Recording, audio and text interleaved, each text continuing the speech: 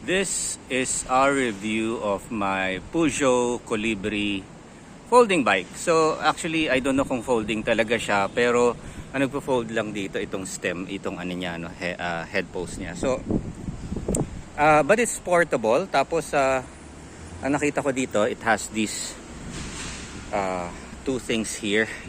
I think pwede siyang maging stand kasi. So when you do this, ayan, naka-stand na siya.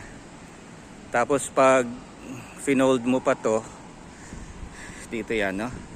So you just mahirap, no? With a phone. Yeah. So yan, pag ginanon mo, this folds out like this. So yan. So supposedly, yan, pwede mo na kasing store yan sa car or wherever, no? Isasakay mo. So ang hindi ko alam ito, what's this? I think baka sa this plastic thing, parang something like siguro sa light or something like that. Sa ilaw siguro yan pag para sa gabi, no? So feedback, 7-speed siya. It's got this nice 7-speed dali, ayusin muna natin, ha. Ayan, inayos ko muna to. Locked it in. And then babalik natin sa standing position. And use the pedal para nakapatong siya dito. Yan. So yan, ganyan, nakapatong yung pedal to. Yan, pwede mong gawin sa bangketa yan or wherever na medyo may mataas. Then nakatayo siya ulit. So anyway, it's got a 7-speed grip shifter. So I don't know kung anong brand siya, no? But this is micro shift. Tapos ayun siya. Okay naman yung shifting niya, guys. 7-speed siya. And for regular seated riding, okay na okay siya. Tapos the 20-inch is just perfect. Dati diba yung mga BMX, mga 16. So this one is 20 rim. Tapos I would have to say, okay na okay yung brakes niya. Naka V-brakes siya. And still very crisp despite its age. Tapos inoilan ko lang siya. Inoilan ko lang ito para mas smooth yung ano, no? And then the tires are Birdie, Maxxis Birdies, Kevlar siya. And it's pretty good. Loaded up 40 sa harap, 45 sa likod. PSI, and saktong-sakto siya for just really city. And then since wala ako masyadong workout, medyo hindi tinamaan agad yung legs ko in terms of like sarap nung tama sa legs, no, yung exercise. So I really feel it hitting my legs better than squats. Tapos bumili din ako nitong master chain lock so that pag iniwan ko sa bike rack hindi siya manakaw. So performance wise, ang ganda. Of course wala siyang suspension kaya matagtag, but the thing is masasanay ka naman doon, di ba? Ang dami nagbibisikleta ng walang suspension since the beginning pa lang. But the thing is, handling wise napaka sharp niya, yet hindi siya, it's very sure footed, hindi siya yung parang matutumba ka, but at the same time it's very easy to get through narrow spots, lalo na yung kanyang handlebars, hindi siya ganun kalapad. Hindi ganun kalapad yung handlebars niya. So kahit nasa iskinitang manipis, hindi ka masyadong maalanganin.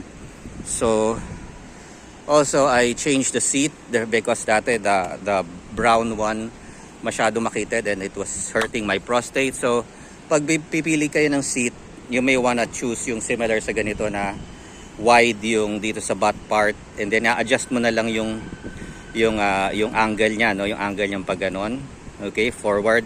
Because ako kanina or kahapon, I was feeling na sumasadsad ako paharap, so inuunti-unti ko siyang i-adjust na patungo so that my butt would mostly be resting here because masakit sa prostate pag pag dun tumatama sa prostate mo yung seat, no, when you're sitting down. So already sira na rin yung seat post ito. That's why I modified it with a different seat post, no. So sinuksok ko lang yung bagong seat post dun sa lumang seat post and used a clamp on it. So okay na okay siya, guys. I would recommend ride your bike whenever you can. Kung malapit-lapit lang, kung di naman umuulan. It's good for the exercise. You usually pag nagpa-park ka sa mga malls at mga establishments, libre ang bicycle parking. So that's a plus, di ba? Kaysa magbabayad ka ng parking fee. Tapos, ano pa ba? You get your exercise. That's the important part. Kung if you're just a few kilometers away from where you're going, like me, when I go to Cubao, it's just like 3 or 4 kilometers away. I just take the bike, mabilis lang, and I get my exercise in. And ayun, sakto lang siya. Then you can leave it anywhere. Just make sure nakakadena siya ng maayos in a public parking ng for bicycles na talagang merong gwardiya, preferably, no? So most malls have that already. Kaya hindi na wag ka lang maging careless na hindi mo lalagyan ng kadena, baka matakay, di ba? So yun lang guys.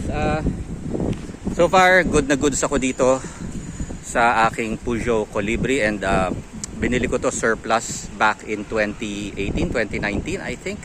2018, yeah. Bought this 2018 and ngayon ko lang talaga siya nagagamit, and had to refresh it, had to clean it up. So far ang galing. No major problems. It's a great bike. So mag-folding bike na kayo guys. Dahil kasi ito at least I think pwede pa tong ipasok sa MRT, LRT kung hindi siksikan, no? So pero kung siksikan medyo alanganin. So yun lang guys.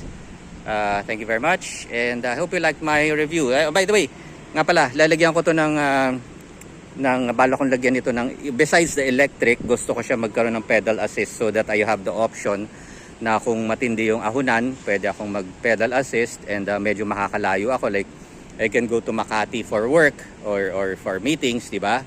So maganda kung naka-pedal assist ka. Para naka-motorsiklo ka na rin nun, may konting pedal ka nga lang, kaya pedal assist ang tawag, di ba? Now, I'm going to put like a rack here so that I can put like something like yung mga ginagamit ko for my motorcycles na parang luggage siya. Yon, para mas maging usable siya. And then, ayun, that's it guys. So I hope you like my review. Bye-bye for now.